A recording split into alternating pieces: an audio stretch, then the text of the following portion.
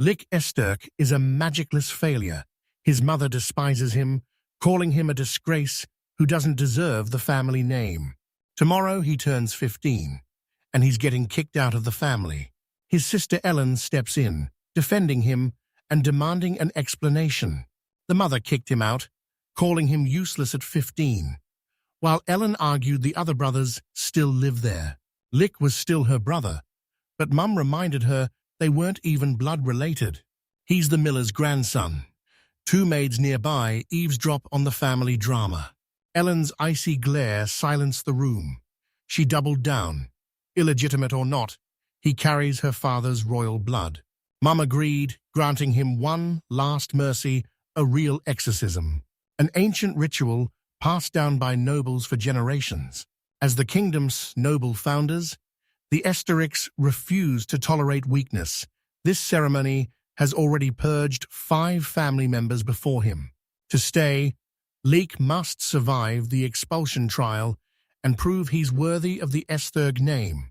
Helen's livid, but he shuts her down before she snaps at her mum and accepts the deal. They exit, leaving Mom fuming at his indifference. The butler asks if she should really act while the master is away. She's only doing this because the master is away, while Helen stomps down the hall, screaming that she hates her mother. Light smiled and told her to stop bad-mouthing her mum. She asks why he accepted her proposal in silence. He says, "Bastards like him always get kicked out, and he's just a worthless disgrace to the family honor." Alan pulls her into a hug, and she breaks down, asking if he's really okay with the distance. He smiles and pats her head, saying she hasn't changed a bit after all these years. She disagreed she'd changed, but he'd changed even more. She asks if he remembers the first time he showed her his magic. They called him magicless, but seeing him use it left her stunned. Lit tried to play it off as a hallucination, but she knew what she saw even after all these years. She'll never forget the day her life changed. As kids, Helen lost to the boy everyone dismissed as a worthless freak. He saw her bleeding and tried to help, but she screamed for him to stay back. He apologizes first, claiming he meant no offense. She targeted a hated loser to vent her rage, but he actually stood his ground. Stunned by her own cruelty, she broke down and cried in public for the first time ever. Lit tries to calm her, using his magic right in front of her. He sent the flowers around her soaring, shocking her, but he was just getting started. He layered her dresser in petals until it looked like it was made of flowers. She loves the flower dress, but he says she's the real beauty. Back in the present, she confesses she's been hooked since that day, while he stands there frozen and speechless. She demands to know why he hides his massive magic and elite swordsmanship just to play weak, especially since he's the strongest of the Esther's brothers. Lit asks how old she's turning, catching her off guard. He remembered she's nearly of age. Marriage proposals are about to flood in. He wanted her to forget him and find someone new the moment he left. She asks why, catching him off guard. She bursts into tears, calling him cruel. He bolted, having no clue what just happened. One look at her face and he's shocked after all these years. He still feels something. They shared the Esterk name, but he knew they were worlds apart. It hurt, but this was for the best. From the start, they lived in different worlds. Next day, we're at the Esterk training grounds. Waiting alone, Lick clutches a locket of his real mother. A knock at the door. Someone wants in. It's Helen, and he's just glad to see her one last time. He thought she was still mad about the other day, but she was scanning the room. It looked like a death row cell. She confronted him, asking if he rigged today's test on purpose. He'd been talking about leaving since yesterday, and she knew he meant it. She rips off his shirt, catching him off guard as he asks what she's doing. She claims incest was standard practice for ancient Esther. He stops her cold. It's just a legend, and family rules strictly forbid it. She smiles, calling him a great guy. His physique proves how hard he trains. She was certain she'd spent more time with him than anyone. She was certain he was destined to carry the legacy. The doctor just smiled. She'd heard this 1,000 times. He tried to ignore her, claiming he had no right to inherit anything, but she insisted the proof was right in front of them. He was born with the Esteki family crest engraved on his shoulder. She reveals her mark, the sign of a true Esther. That's why Mum couldn't expel him. He has the symbol too. She turned back, demanding he drop the act and stop playing the fool just for today. His silence said it all. He wasn't listening. She didn't get why he played weak, but she refused to leave his side. She'd do anything to stop her mother from forcing her will. At the training ground, second son, Marcus von Esterk, splashes wine on a butler, demanding they start already. Eldest son Frodo notes, "It's nearly 11. Everything's about to begin." Their mother, Minerva, chuckled, dying to see what happens next. Elena suddenly arrives, stunning her mum, who was sure she wouldn't show. She apologizes for being late. Teasing a surprise to spice up the trial, Mum instantly goes on guard, guessing her next move. Finally, Lick steps outside. Again, he grips the medallion.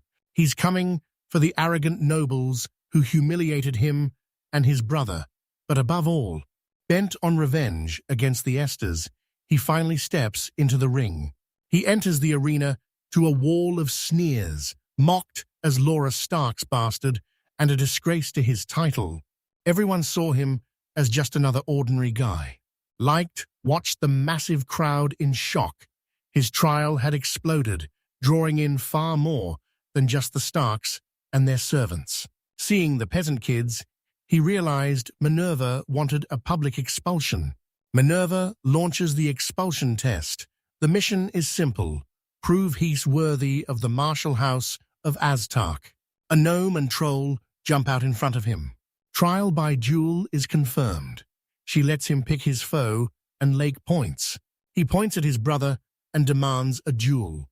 Marcus snaps, yelling that a magicless commoner has no right to challenge a royal like him. He looked to his mum for support, but she just smiled, curious to see him brave the brutal path he'd chosen. She ordered Marcus to teach that scoundrel a stark lesson, and he didn't hesitate. He'd beat him into begging for mercy. The crowd's stunned Stark always breeds elite mages, but now a magicless commoner is fighting for them. Everyone knew the winner before the fight even started. Marcus enters the ring, mocking Lit's idiocy. He claims Lit could have beaten a troll, but challenging a noble is a death sentence. Does Lit even know what he's in? Reckless, nobles wield elite magic, while commoners are born powerless. The noble-esque duel required magic, but Lick couldn't cast a single spell. Marcus tells him to pick a weapon to offset his lack of magic. Lick spots his brother wielding a sword. He tries picking the same weapon, but Ellen stops him and tells him to wait. She prepped a special weapon, and a man steps forward with a massive sword. It's the legendary divine sword, Turfing. The man can barely hold the massive weight. Aileen interrupts with a proposal, a prelude before the brothers' duel. Turfing is the Essie Tark family's divine heirloom, a legendary relic that crossed over from another dimension during the Age of Myths. No magic means no sword. If Leica is truly powerless, he won't even be able to touch it. She's giving the worthless a shot to prove their strength in the expulsion trials. Minerva questioned her pointless motives, while Alina mentally apologized to him for the situation. He's throwing the duel, so she wants him to flex his magic and secure his spot in the estate. Licht hesitates, letting Marcus seize the divine sword. Marcus mocks him, claiming shared blood doesn't matter. Only a true aristocrat can wield this blade. He raised the blade, muttering that a nobody like him shouldn't even touch it. Past users are all dead, and even their father, the Tark genius, couldn't budge this blade.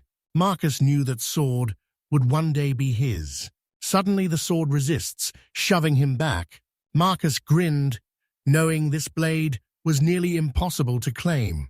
Only one man in history ever held it, the first Aztec leader, Brahms. This stubborn sword only obeys the first head. Even at Lika's feet, it won't budge. Skipping the foreplay, he grabbed a weapon while Marcus called him a total bore. Minerva's disappointed he didn't show off, but Eileen is starting to get seriously worried. She urged him to grab the divine sword, certain he could touch it. He watched her, grateful she stayed for the family, but knew he'd never meet her expectations. He'd crush Marcus right now. Losing to his brother wasn't an option, and once he won, he was leaving this house for good. Minerva sets the rules: fight until surrender or knockout. The duel finally begins. Marcus strikes first, already charging a fire spell. He hurls a fireball at him. Lake stands still as a fireball streaks toward him. Minerva enjoys the show, but he sliced the fireball like nothing, leaving the entire arena stunned. He just sliced a spell with a sword. Everyone's stunned. A guy with zero magic just did the impossible. Marcus demands to know how'd he pull off that trick. That's exactly why he's naive. He still doesn't even get what's happening. He kept it simple. He's just stronger. That's it. Marcus is livid, but Lake vanishes before he can even react. He rushes in, blasting him with a fireball spell. Warning, the spell hits harder up close. He shoves him back, stunning the crowd again. Marcus was baffled by his silent magic, but Lick calmed him, promising he wasn't there to kill him. He aimed for public humiliation, knowing a proud noble would rather die than lose to a commoner. His pain was nothing compared to the hell his mother endured because of them. Sword to the face, he demands a surrender. He hates the guy, but spares him only for his sister's sake until Ellen calls out. He shouts a warning as the troll strikes from behind, but Lit barely blocks it in time. Minerva screams for Marcus to strike, while Lick's back is open, eyes gleaming. She just wants him dead. Marcus fends off the troll, still reeling from his loss to a total nobody. He raises his sword, ready to strike from behind. The healer spins, blasting him with magic for a quick stun. The dwarf grabs his hand, forcing a miss, while Marcus charges straight for him, slashed him. Everyone was stunned into silence. Gnome and troll recoil. Blue liquid drips to the earth, the divine sword abandoned at his feet.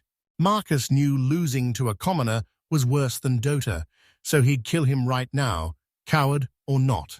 Ellen begged her mother to stop Marcus, but she was just waiting for this, egging him on to finish the job. The knight drops his sword and freezes, awaiting death. Shocked, Marcus asks if he really thinks he won to hit an unarmed man. He's blamed for losing his spirit mid-fight. It's his own clumsy fault, but a distant ally screams for him to keep going. Tearfully, she begged him to take the sword. Suddenly, the divine sword moves on its own. The ball shot into Lika's hand on its own. The sword spoke. It wasn't his time to die. The crowd is stunned. How could a magicless nobody touch the divine sword? Minerva's stunned as the holy sword flies into his hands. Helen's thrilled, but Marcus demands to know the trick, since he's usually banned from even touching the blade. Furious, he demanded answers, but he was just as shocked as everyone else. The sword found the loudmouth annoying, knowing the loudest screamers are always the most afraid, and this guy fit the bill perfectly. She asks why Lick ditched his sword. Is he really planning to lose to this pathetic loser?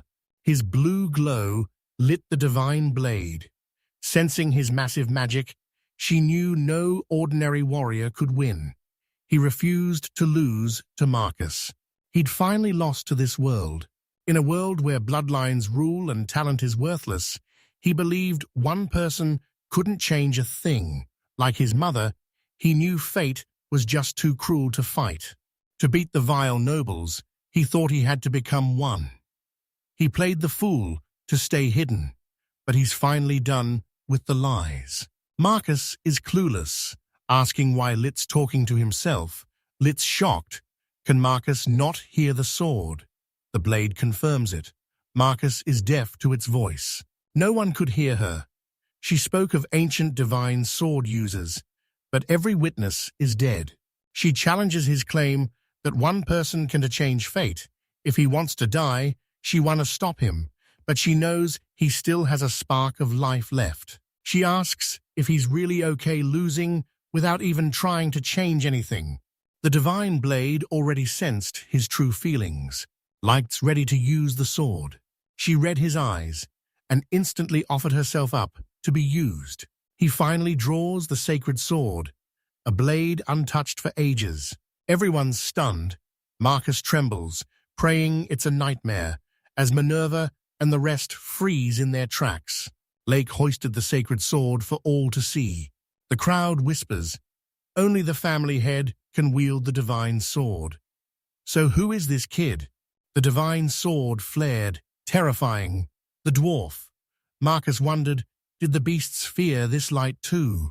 Minerva snaps, demanding how Lick has magic when he was confirmed powerless. The butler pulls a scanner and checks Marcus first. His level is 3,333. He checks Litz's magic, and his jaw drops. His power surged beyond his expectations. Licht's magic power clocks in at 7,777. Minerva refused to believe this unheard-of magic, her mind fixed on Elon.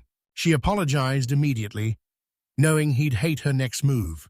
She shouted to the hall, history is being made. A true hero has returned. She hailed Lichter as a true Stark hero. The crowd hails him as the nation's hero, while he stands there, a nervous wreck. He turns to leave, but Marcus snaps. After cheating for the divine sword, Marcus wanted to let him walk away mid-duel. Lick suddenly whipped around, his icy stare sending shivers down his spine.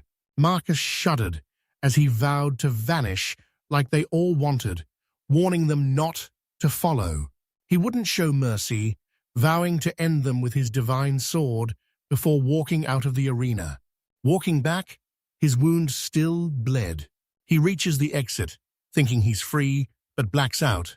The divine sword asks if he's okay. He only wanted to humiliate the Stark descendant, but getting wrecked wasn't part of the plan. Looking skyward, he plotted how to avenge his mother's honor. He collapsed, fading fast. Suddenly, he's back in his mother's lap, hearing her gentle voice. Elena begged him not to die, screaming for anyone to save her brother. He wakes up in his room to find Elon sitting right there. The divine sword sits nearby, and she's relieved he's finally awake after 3 days out cold. She officially names him her new master. He asks if all divine swords talk, noting her voice sounds way too young for a 1,000-year-old blade. She snaps that she's the legendary sword turfing, and asking a girl's age is rude, then reveals Elena nursed him while he was out cold. She told him to thank her for staying and protecting him. He smiled and patted Elin's head, his rare expression drawing the interest of every divine sword. She's falling for him more every day. It started with his combat legacy, but now she's obsessed with the man he'll become. She asked if he still wanted out. He's leaving because nothing's keeping him here. Loki knows Eileen will miss him, but he has to go, promising to write once he finds a new home. Herfing begs to join, but Lact hesitates. She's an SD Arc teacher, and the academy won't let her leave without a fight. She reveals what really happened while he was out. The arena saw him claim the divine sword, and despite the nobles' cover-up, they couldn't silence the truth. The divine sword picks its own master, and not even the king can stop it. Since he's the one, she tells him to relax. With her around, life's never gonna be boring. He agreed and left it at that. He took her along, hoping to become true partners. Ditching the Stark name, he ventured out to battle powerful foes with the divine sword in hand. Cutting ties with those closest to him, he carves his own path. They called him the Divine Sword, S invincible ruler. Days later, a commotion breaks out at the carriage booth northwest of the Stark mansion. The admins told the women to guard their own gear. One slammed the counter, shouting about a stable brawl and demanding an immediate investigation. He warns them, "This isn't the safe capital, leave your gear," and it's gone. He's stunned they ditched their valuables so easily. He could tell they were both well-mannered. Her shy friend calms her down, admitting they botched the plan and must pay the price. Marie agrees, but she's devastated. Her blunder leaves her lady hungry, even if she doesn't care about her own empty stomach. She summoned everyone and bowed, sorry for the wait and wasting everyone's time. Anger turned to pity as the men saw their misery. Ready to leave, she checks her pockets and freezes. She lost it again. She lost their carriage tickets too. They looked to the seller for help, but he ignored them and told them to beat it. They're stuck. Rain wrecked the bridge, and the mountain carriage, the only path north, is now impossible. She was ready to walk the whole way when a stranger approached. Mari instantly jumped in front, wary of his motives. Even the divine swordsman is stunned. How can a maid react that fast? He asks why they're letting the thief walk. They explain only city guards have the legal right to search him. She catches him whispering a magic spell. He drops a spell unlike anything they've ever seen, catching them both off guard. He revealed his custom spell, blending transparency and metal detection to blow Marie's mind. She asks the princess if invisibility is real and how vision works while using it. She'd never seen this spell and didn't understand it, while Licht scanned the crowd until he spotted his target. Their thief sat right there, pointing at the red-nosed man. The man claims he's no thief, just rambling, but Licht shuts him down. Excuses are useless now. His pockets were bursting with gold, but the man still denied it, claiming it was all an illusion. He grins, claiming he's actually a mage, and proves he's serious by mentioning his heart and rose-patterned underwear. He tells them to check for themselves, and the group agrees it's worth a look. Ignoring the lies, the man turned to leave. Licht tried to stop him, but the man snapped, threatening to call the guards if he used force.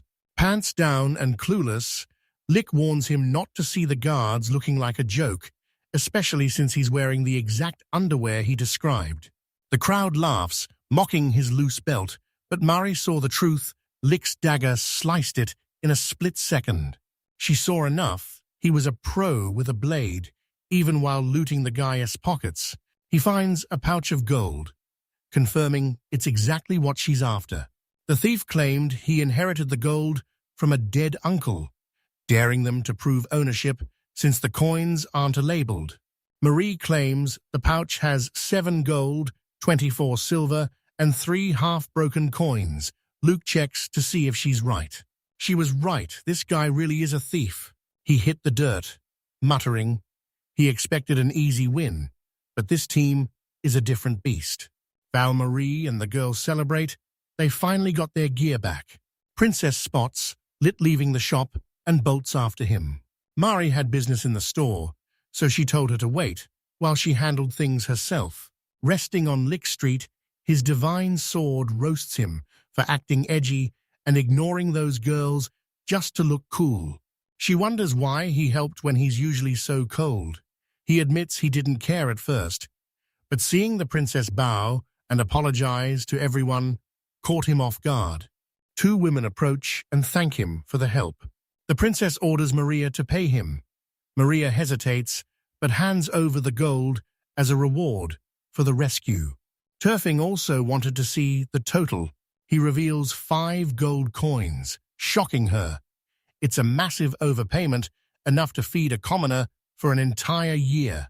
She agreed, but the princess insisted he get 5 gold coins.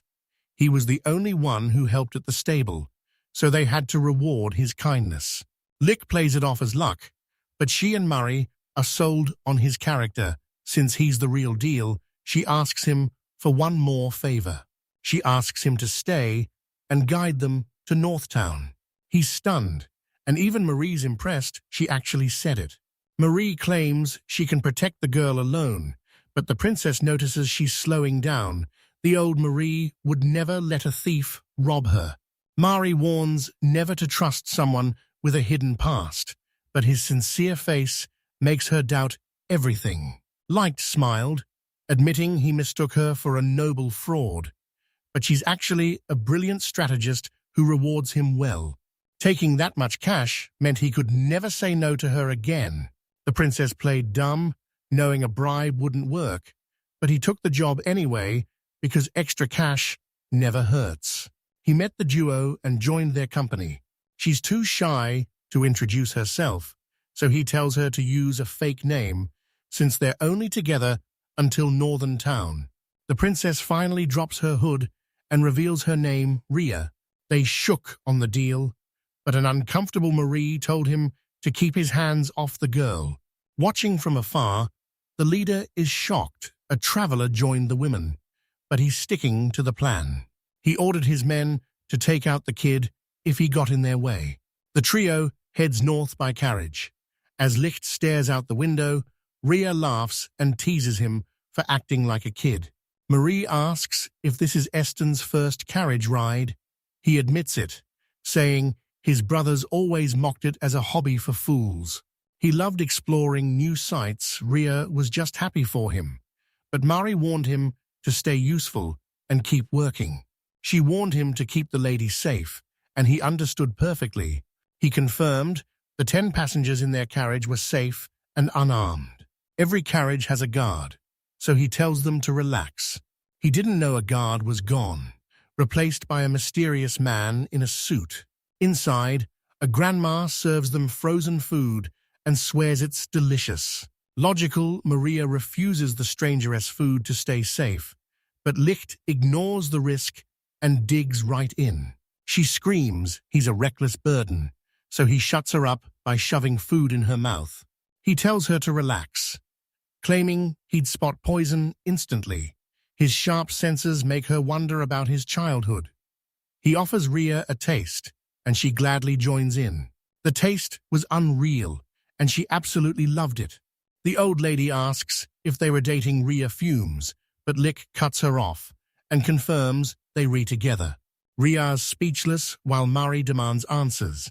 Suddenly, Riche overhears 2 guys whispering they wanted her too, but now that she's taken, they've lost their shot. Licht explains the act keeps men away from Ray until the northern city. His sister used this trick to protect him, and they agree. The carriage screeches to a halt. A man bangs on the window, demanding answers. It slides open, and his throat slit, leaving everyone stunned. They ignored my warnings and bolted into the street. It was already too late. They step out to find a man waiting. Hearing their screams, he orders Mari to stay close and protect Riche. Facing unknown numbers and a massive disadvantage, he headed out to investigate. Riche spots a terrified old woman nearby, shaking from the man's death. Knowing it's her fault, Riche hugs her and apologizes. Licht saw the bodies outside. The man told Arya Rose to surrender. They didn't want her dead, and all this blood was for nothing. Resist, and more die. The choice is hers. Mary warned her to stay inside, but Licht just asked what she wanted. The princess begs to stop the bloodshed, but he shuts her down. Nothing she does will change the outcome. One look confirmed it. They were here to snatch the princess and slaughter everyone else. Forced out, he mocks their guts for thinking they can easily kidnap the princess. He demands to know who hired them, but the leader stays silent. Suddenly, another guy sneaks up behind him and lunges. Licht stood still as vines snared the man's arm, pinning him to the ground. He grills the leader for their numbers. Stunned, his binding magic worked so effortlessly. Licht's shocked. They know magic. These aren't just common bandits. He charges the leader with a fireball, refusing to back down as the bandit draws twin sabers and strikes back. The blade passes right through him. It's just a mirage. Licht appears behind the leader, blasting him with a fireball before he can even turn. 0 damage. The leader mocks his weak gear, claiming he's invincible, leaving Licht stunned. From the carriage, Mary screams at his hesitation, "Go all out or die." The leader praises Luke's skills, but notes he's on another level. Suddenly, the team appears and surrounds him. The difference: they'll sacrifice anything for their goal. Proving it, the captive chops off his own hand to escape the magic vines. One hand left, he bolts for the carriage to escape. Mari wasn't having it, stopping him cold with a knife before he can even reach her. Realizing she's the princess's guard, the leader tracks her himself and sends his men to handle Licht. Licht draws his divine sword, instantly wiping them all out. Before the leader could react, he swung his blade like a sworn enemy. Blown back, with shredded clothes, he's stunned. One swing downed 4 men. No ordinary human is this strong. He froze, offering 0 defense. Maria realized no human could do this and grilled Arya about the sword. She knew instantly Licht is one of the few who can wield the divine sword. The legend is real. This divine sword slices stone like silk. Turfing's offended, snapping that she hasn't rusted after centuries of peace. This blade never dulls, and no enemy. He spared 1 survivor. She praised his ignited divine sword, demanding he show the world his true power. He lunges at the leader, who barely blocks with his sword. It flew back. 1 hit, and his fingers were already shattered. 1 more hit, and he's dead. He fought back, but too late, the divine sword struck like lightning. The leader gets sliced in half and dies instantly. Blitz everywhere. Licht stays put, and Turfing asks if he's okay. Mira praised his skill. Shocked the supposed rookie was this good, she asked if it was his first kill, and he confirmed it. He scanned the area, smiled, and promised her it was safe to stay a bit longer. Fear vanished, replaced by pure pity. Hand on his chest, she realized how much she craved peace. His talent wouldn't let him. He saw her look and asked what she wanted, but she stayed silent. Survivors remain. He orders them back to the carriage to escape, but they're frozen in terror. They all refused to share a carriage with the princess. They send the trio ahead, waiting for the carriage to vanish before moving out. Marie's livid, demanding they recognize the girl, but they don't care. They want to risk their lives for a stranger. Arya stops her and agrees. She tells Mari to guard the carriage, then turns to Lichter. She needed a word, so the trio boarded the carriage and hit the road. He stares out the window as they drive, asked if the chaos still haunts him. He nods. He's in no mood for the scenery. He asks why they'd kidnap her instead of just killing the princess. This wasn't some minor noble for easy cash. She was a princess. 1 ransom meant being hunted for life with 0 chance of escape. Only a fool or a powerhouse could pull this off. Rivaling the king himself, Gary dodged the question with a smile, wishing they'd met sooner. Hoping to help Marie, she saw meeting the divine sword wielder as fate and asked about his plans for the northern city. She dodges his questions, so he asks if he should keep protecting her in the city. She says yes. She refused to talk to save his life, and he finally backed off. He got her point and promised to drop it, giving her instant relief. She apologized for the secrets, but insisted she had no choice.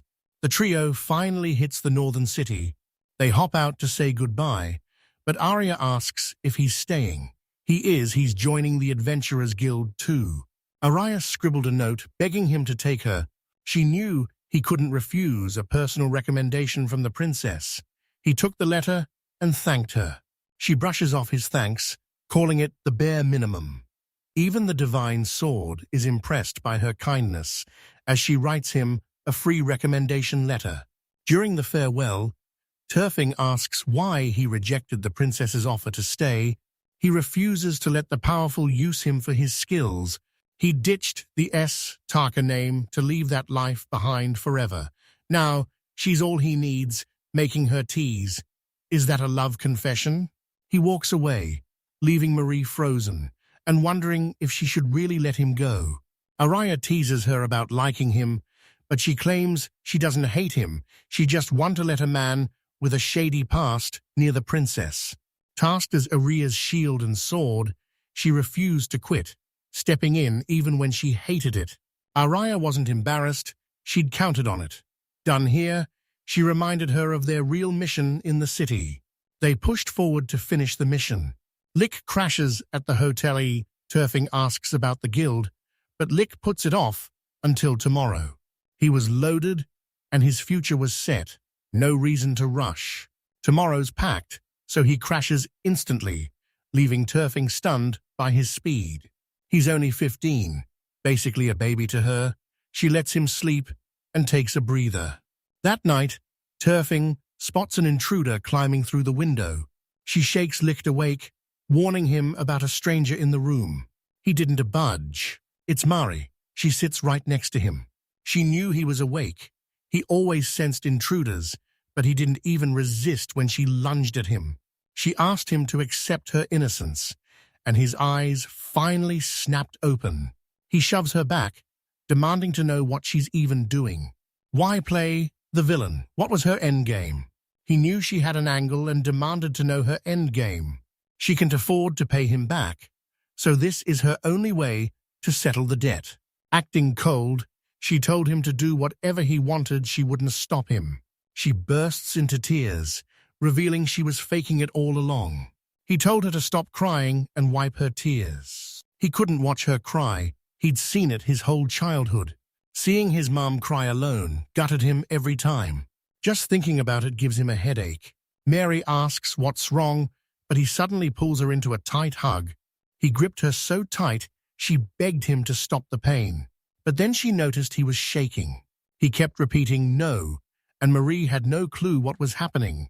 She hugged him, promising it's all okay. She's never left his side. Once he cooled off, the shame hit. The divine sword teased him, declaring he was finally a real man. He claims her innocence is still safe, making Turfing wonder if he's even interested. He didn't react to seeing them naked, making her think he wasn't into women.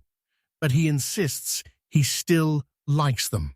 He's used to sneaking into his sister's bed, a habit Turfing finds seriously questionable. Marie asks who he's talking to, but his icy glare stops her. Is he mad? She broke in. Doesn't it matter? He saw her half naked, so they're even. He smiles, telling her to save her skin for her future husband. He's talking to his divine sword, an Tark heirloom. Only he can hear Mari's shocked. He can speak to steel, but the name Tark, that. Days ago he was an Tarkov, but now he's been exiled and is just an ordinary guy. She asks if Tisius von Astark is his father, and he confirms Tisius is Latarcris's legendary hero, royal protector, and the world's strongest. Learning Light was her son. Everything clicked. His power finally made sense. And now she needed him by her side more than ever. He asks why she's a target. The Connors aren't royal, and the princess is suspiciously missing her royal guards. He needed answers. Why was Arya here, and who wanted her dead? He'd shared his real name and pushed her to open up, but Mari asked what he'd do once he knew the whole truth. He points out a mark 15 centimeters from her left collarbone and several scars across her lower abdomen. Blushing, she asks why he's staring now after ignoring her earlier. That scar. She got it protecting the princess. She calls him a pervert for staring, but he counters by praising her devotion to Arya and knightly spirit. He knew her asking for help was rare, but she snapped at him to shut up and stay out of it. She must be in deep trouble if she's turning to a weakling like him for help. He's not letting them walk home alone after that. He wasn't a noble or a knight, but he refused to leave her side to him. Abandoning a crying woman makes you lower than a beast. Mary smiles, admitting she misjudged him. Arya was right. He's a great guy. She admits she's missing the details because she worked completely solo. She demands his silence, or she'll expose how he blushed at that naked woman. He counters. It wasn't just her looks that shook him. None of that mattered now. She told him to follow. It was time for the truth. The streets are empty, despite the usual rush. Marie says they've entered the holy district, home to the devout. Daytime is busy, but nights are dead. Ice Hill is the bishop's exclusive domain, ruled by the church with zero noble interference. Now he knew why they chose this city even as nobles. They despised the aristocracy. Maria cut to the chase, naming the noble targeting Ario. Lord Balmonk is Lettercris's finance minister.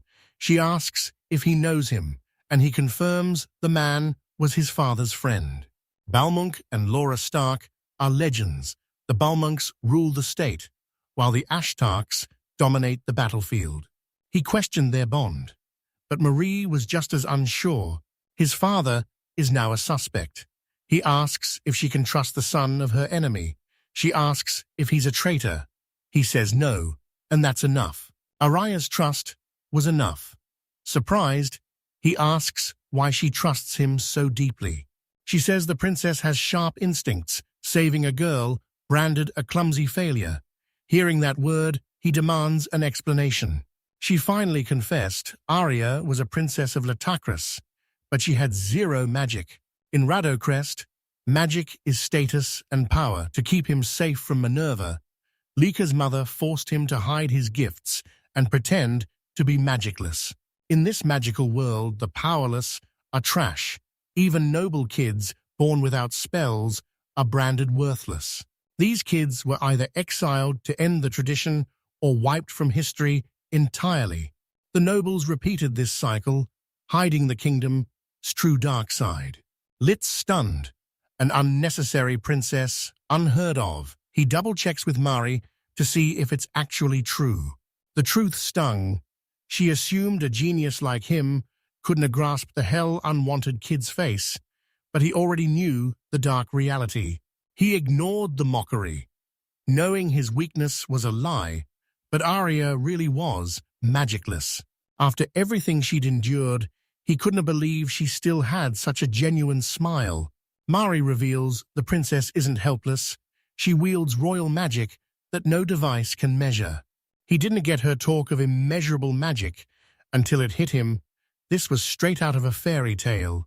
Magic is usually ranked by 5 elements, but her power doesn't fit the system.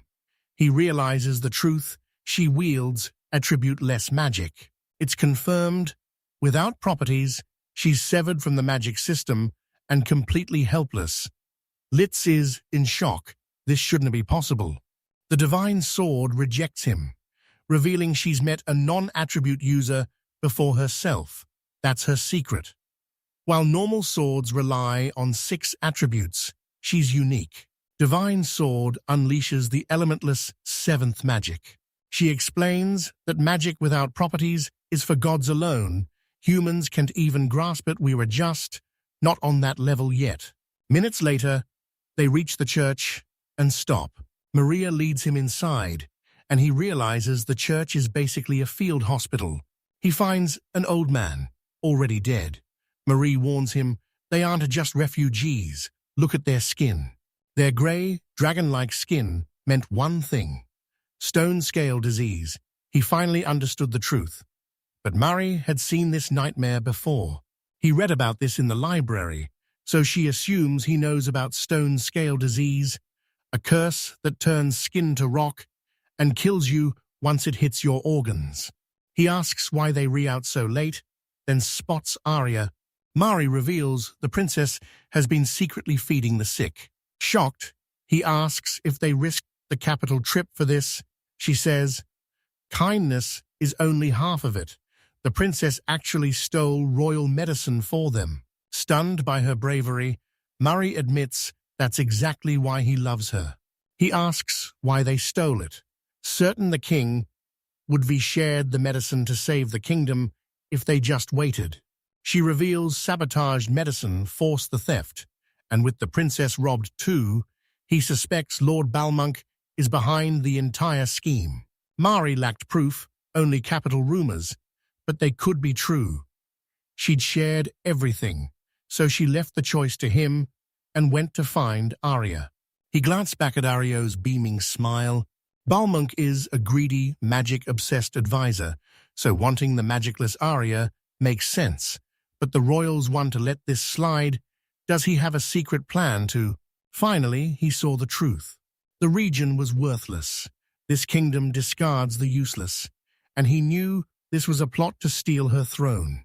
While lost in thought, an old man asks if he's the princess's knight. Relieved they arrived, Grandpa didn't wait for Lick to ask. The medicine never showed, and the city was sinking into despair. Ice Hill is the last city free from noble rule, making it a prime target. He's sure the pharmacy was hit too. It's a scenic spot, but a stone scales.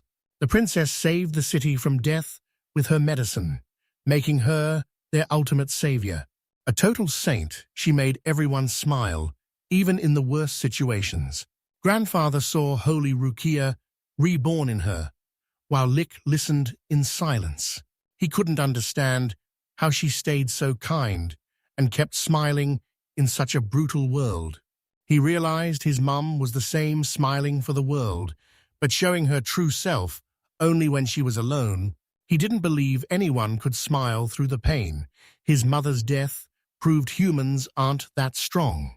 One look, and he knew she'd crushed his lifelong beliefs. If he stayed, could he ever truly smile again?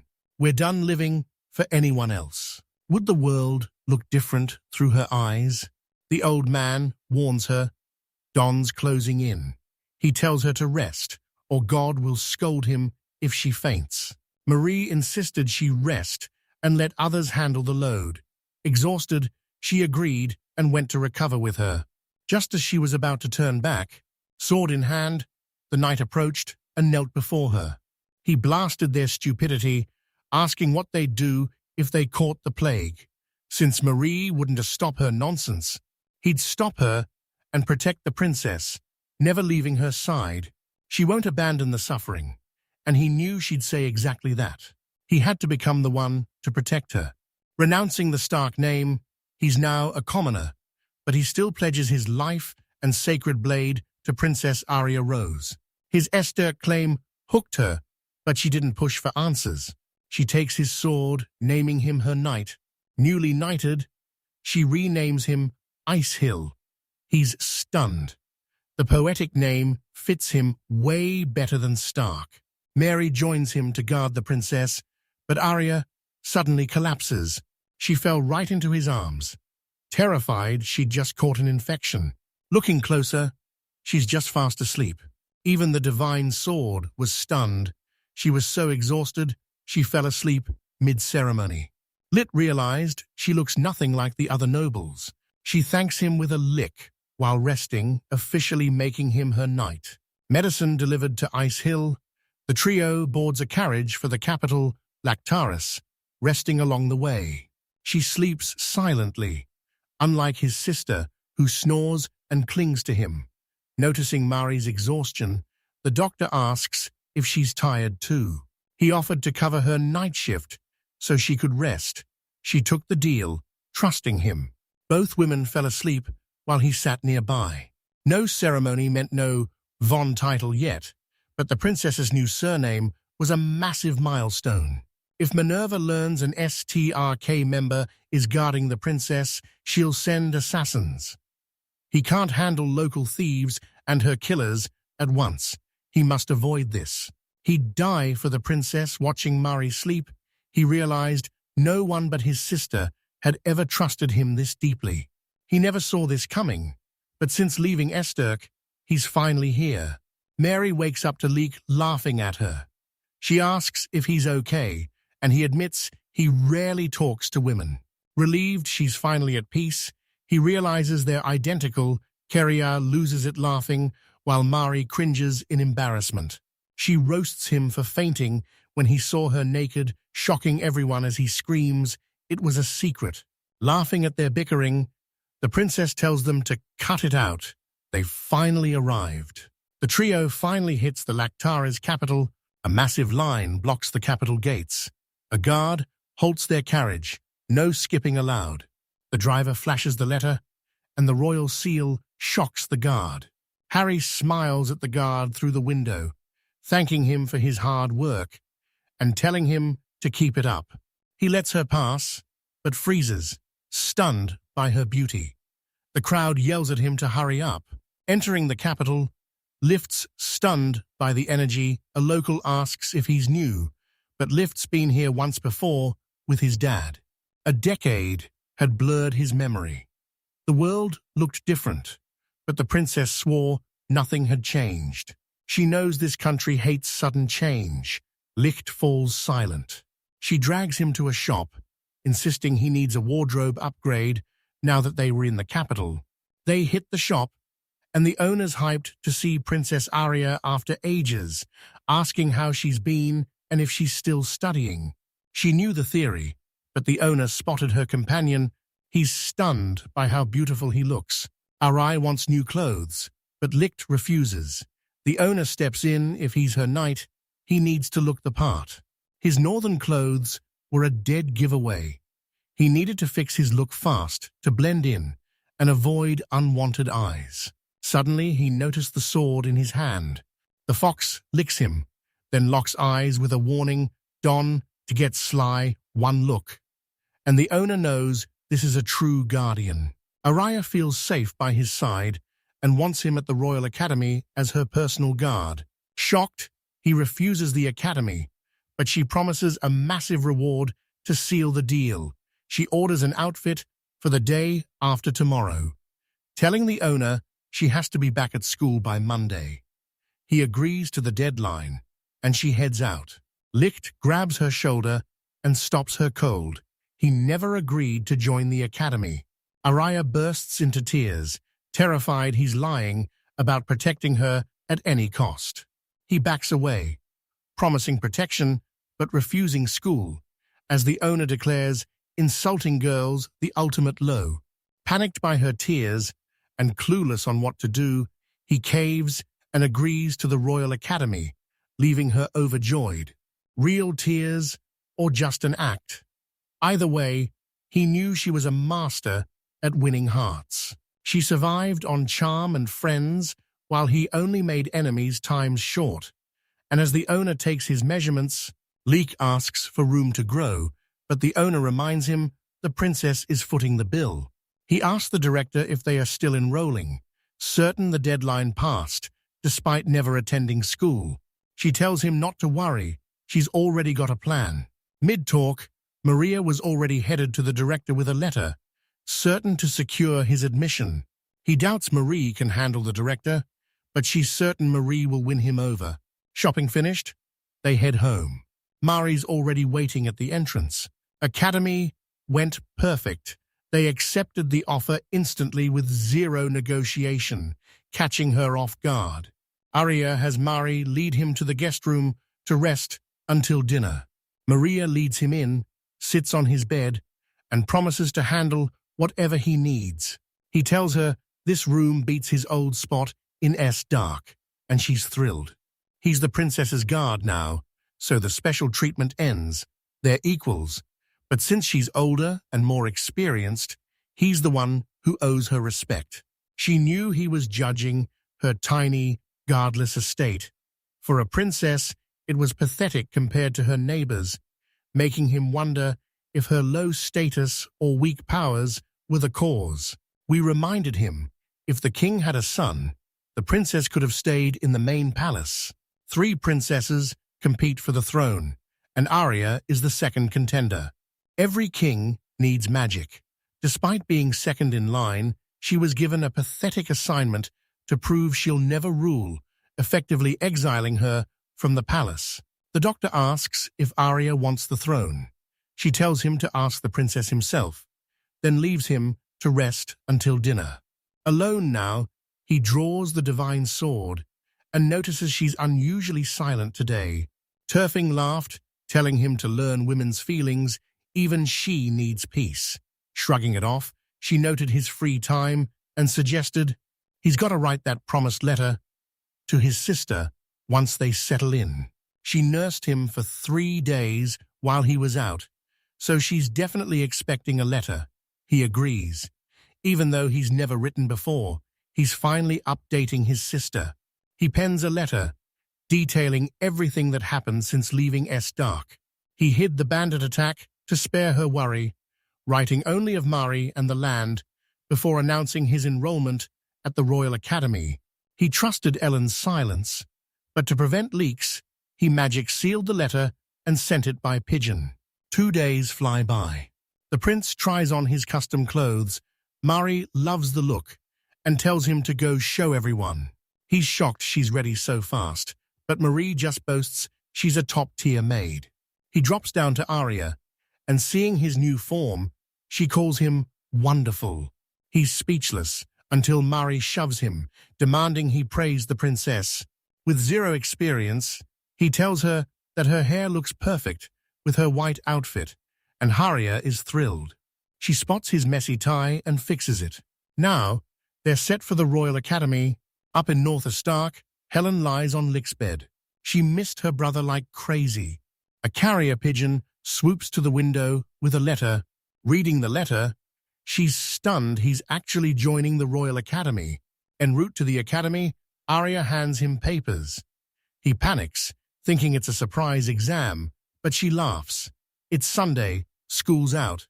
He felt awkward, realizing he'd completely forgotten what days were. Living with the Starks and traveling made him lose track of time. But now that he's a student, dates matter. Arya says the Royal Academy exam is just a formality he's basically already in, so there's no need to stress. The academy sat 30 minutes from the capital's lake, housing 1,000 students and over 2,000 total residents. A small town of elites. These are the nation's top students, commoners and nobles alike. Stunned by the massive academy, he tells the Divine Sword it's his first time at school. The Starks always kept him hidden from the world. Struggling to fit in, he spent his days in the Astarkiv library. His sister Ellen was his only companion, even though she hated every second of it. Turfing tells him to enjoy school, but he doubts he can. He's just a fake student. His real mission is guarding the princess. He wasn't here for fun, but the new challenge made him smile. Arya walks up, happy to see him smiling. Embarrassed, he tells her he expected a modest school, but this academy is straight up a palace. She agrees, explaining this academy is a special school funded by the royal family. The academy shares the royal winged lion crest, but their wings are folded while the crowns are spread, a clear sign of royal dominance. The academy's strict hierarchy ranked students by magic power. Top, average, or weak. Your uniform revealed your status instantly. The Royal Academy claims equality, but it's a lie. His power earned him special status, but admission politics demoted him to 3 patches. She lived there as an honorary special student. Bezel-less magic usually marks a weakling, but as an honorary student, he realized the bias against her was actually about her background. The royals pull the strings at this academy. With that settled, Arya leads me to the exam. They enter the classroom to find 3 teachers waiting. One fakes a stench, blames Lichter, and trashes him as a lowly commoner. This place isn't for trash. How did you trick the princess into recommending you? Checking his reflection, he realized he looked great for a commoner and wondered if he was already a natural with the ladies. Harry rushed him, demanding he take back his words and apologize. Lycett stays cool, telling her anger is pointless. He grew up around people like this and warns her not to take the bait. He smiled, telling her he was fine and she shouldn't worry. She was fuming, but knew he was right. A public scene was a mistake. Still, she couldn't let his words slide. She hoped he felt the same as the teacher led her outside to wait out the exam. She returns, leaving Litz wondering why he's the target of her rage. He never cared for anyone, and the world felt the same. But Arya is different, the only one worth dying for. He finally saw it. They were worlds apart. As she leaves, he stops her, confessing that losing his mom made him stop caring about everything. He never cared what nobody's thought, but for her, he was ready to change. He couldn't love everyone like she did, but he was her loyal knight. He swore to protect her with everything he had, shielding her from both common thugs and the world's cold injustice. She beamed, absolutely overjoyed. Teacher yells to focus for the exam, but he's lost in thought. He was once a lonely nobody until Arya gave him a name and a purpose. Now Icehawk, knight to the second princess, would honor the name she gave him. The exam is 90 minutes. Raise your hand when finished. The teacher shudders under the boy's intense, fearful stare. Determined to prove Arya Rose's knight power, he starts the exam. 10 minutes in, he's already done. I'm stunned. That racist teacher approaches, certain he failed since the test was just a formality. To prove he's a fraud, the teacher checks his work, expecting the Academy's lowest score ever, while another teacher watches. The questions were from this year's university entrance exam. No wonder Grandpa was stumped. He insisted on writing the exam questions, but caught him acting strange over that letter. The old man's stunned lick scored 75, crushing the 70-point passing grade in just 10 minutes. Arya realizes his knowledge is university-level exam finished. Luke heads out. As her knight, he won't let her stay with these fools, especially since their teacher disrespects royalty. Furious, the old man yells that written scores mean nothing. This is a magic school, and without powers, he won to last. He speaks, and his answer sheet glows, stunning all three teachers. Grandfather leaned in, stunned.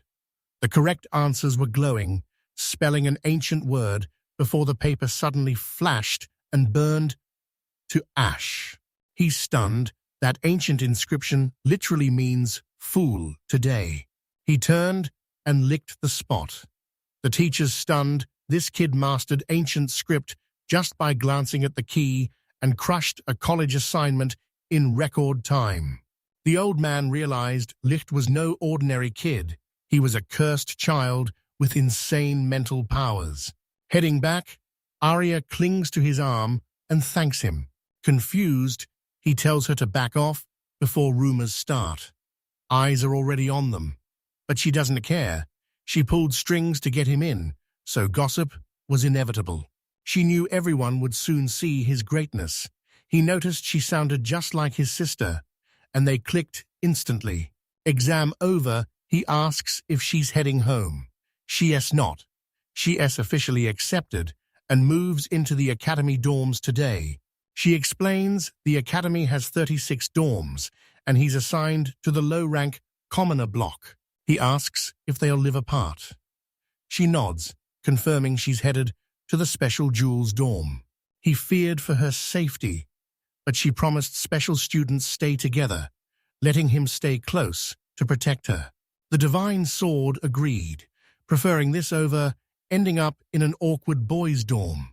They finally reach the moon dorm. They spot a young girl under a tree. She asks if he's here to register, and he's stunned to see she's just a tiny girl. Setsu, the dorm cook, already knew about the surprise transfer.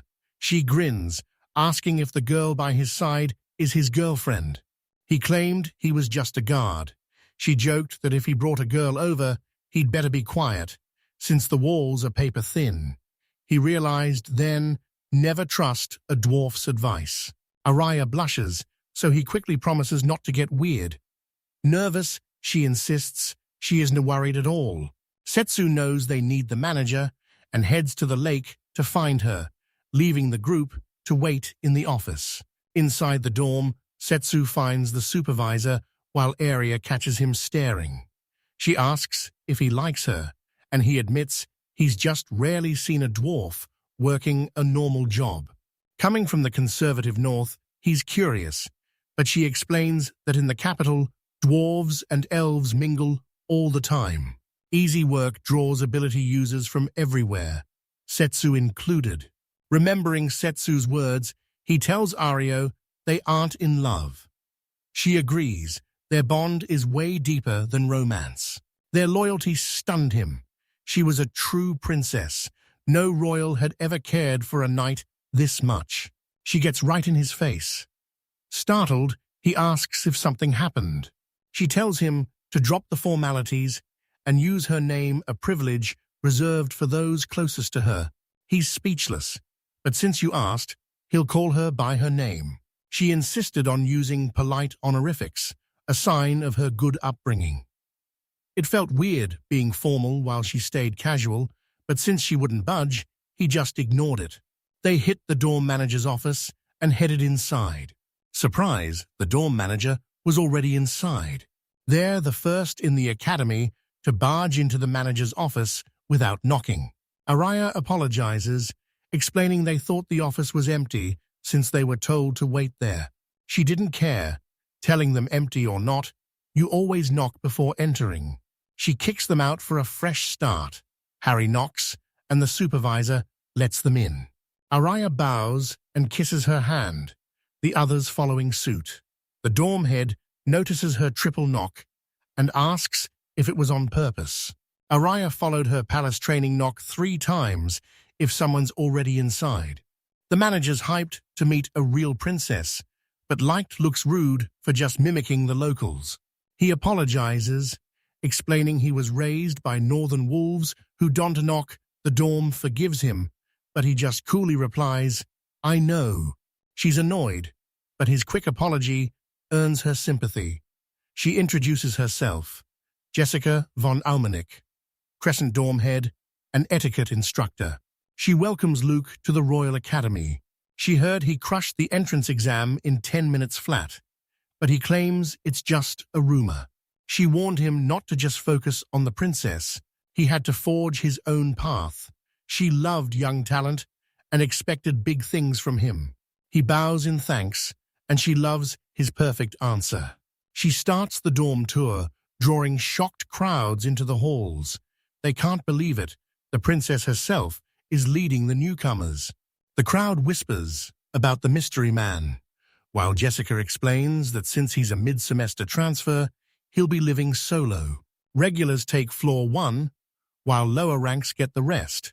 Facilities are shared, so she warns him to adapt. But turfing jokes teamwork is impossible, leaving her curious to see the outcome. Jessica shows him the room, 2 beds, 2 desks, and a wardrobe. It's more than enough.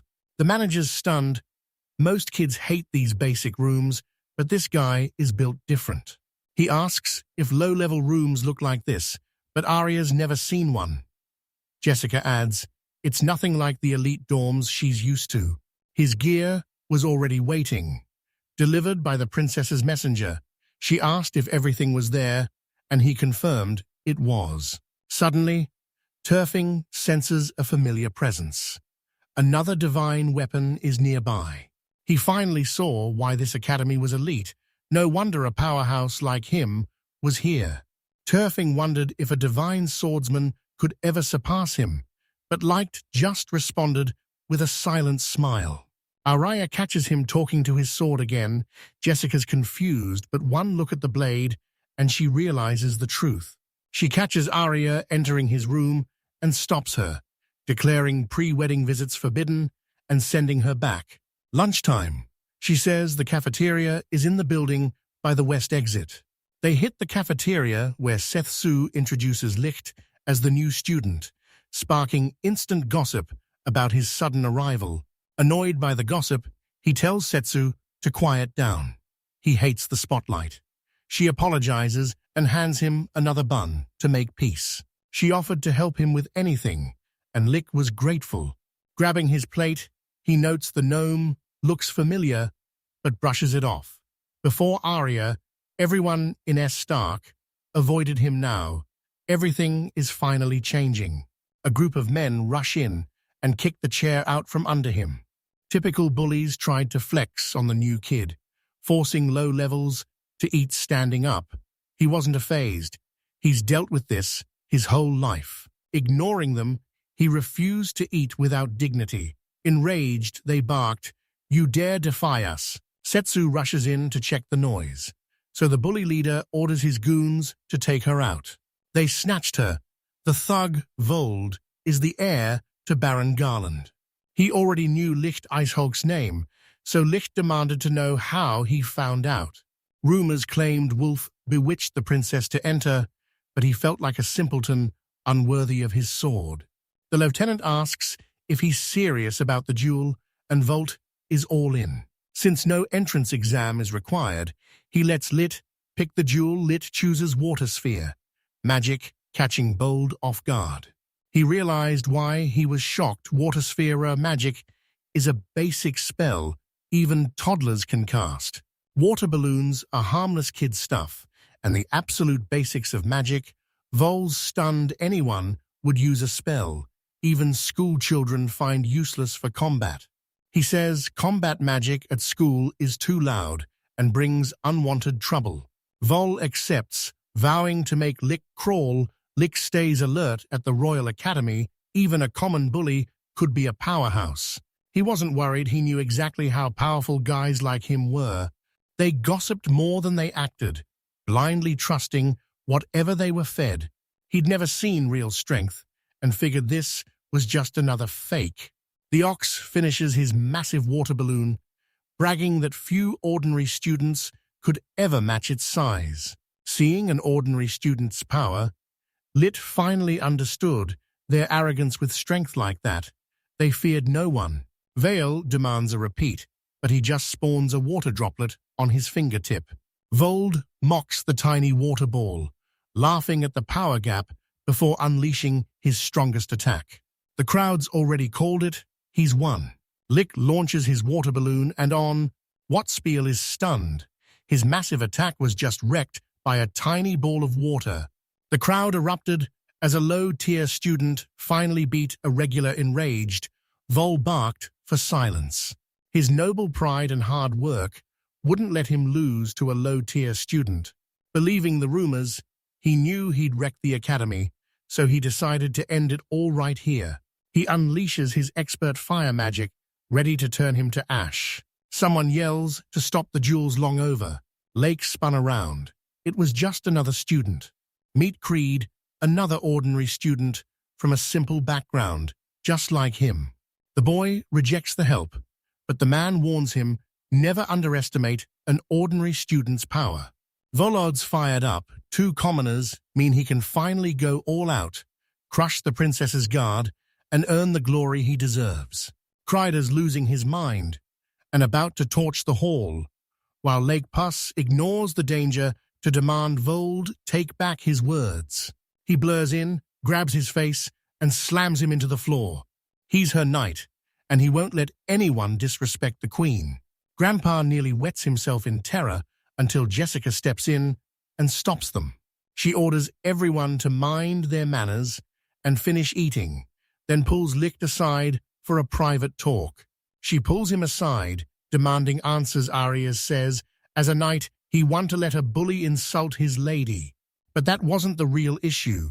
His strike reeked of bloodlust, far too dark for his age. She demands to know, has he killed before? He stays silent. One look at his face, and she knows her question was a mistake. A royal guard at 15. This kid's already seen hell. She reminded him, school isn't a solo mission. He'll find friends here to back him up. So don't be afraid to ask for help. He turns to see Creed's grin, confirming she was right. That's it. She sends him back to finish his food. He returned, and she knew his talent would attract both rivals and fans. She hoped he'd value those people. Retoclus Finance Minister Lancel von Baumunk is busy training. The Balmung butler delivered the news.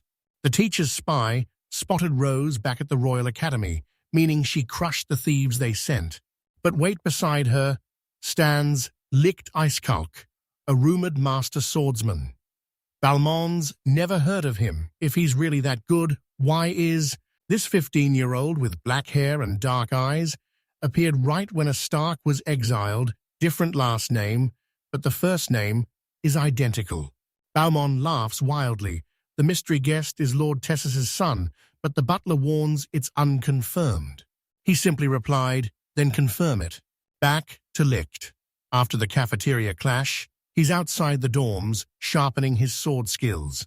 The divine sword warns him multiple hostile eyes have been tracking them for a while. He turns around, confused, and freezes in shock. Girls stare and whisper. Ever since that cafeteria incident, he's become the school's newest heartthrob. Turfing laughs, realizing they've stumbled into the girls' dorm backyard. He's sick of the attention and just wants to stay low-key at the academy. He hits the cafeteria and devours a pile of bread, stunning the crowd. Creed approaches, questioning his massive morning appetite. He's stunned to see girls peeking through the windows, since they're almost never near this dorm. To believe everyone was chasing the new guy. Final choice. He couldn't have believed everyone was chasing the new guy. Wait, wrap his head.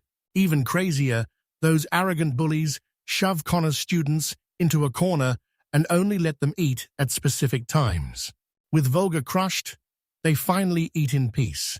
Volga sits nearby, fuming, but he's powerless.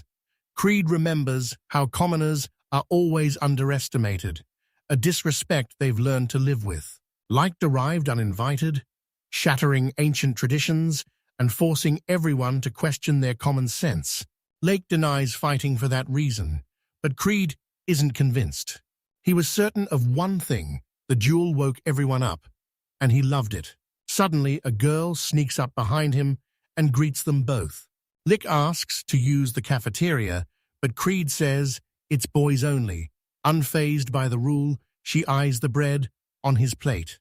Just like the other girls, she had the same idea, offering him a cupcake saved from the dorm's breakfast.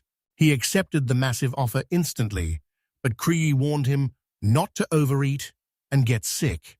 He told her Lick's been flooded with gifts from commoners all morning, and Lick was shocked she was one too.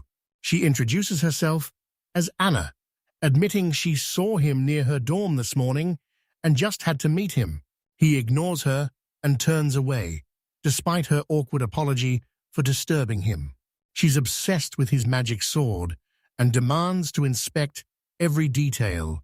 She's drooling, and Turfing's shocked by her obsession with the divine sword, a snow-white, gold-trimmed beauty resembling a pure maiden. One glance, and she knew it instantly, the divine sword Turfing. The Turton is a stark heirloom from the north. Why is it here? Lift stays silent. He grabs his gear. It's time to pick up the princess. He says, "Goodbye." Anna begs to know if she offended him, but he ignores her and walks out. Creed tells her she's the only one who didn't approach him for his status today.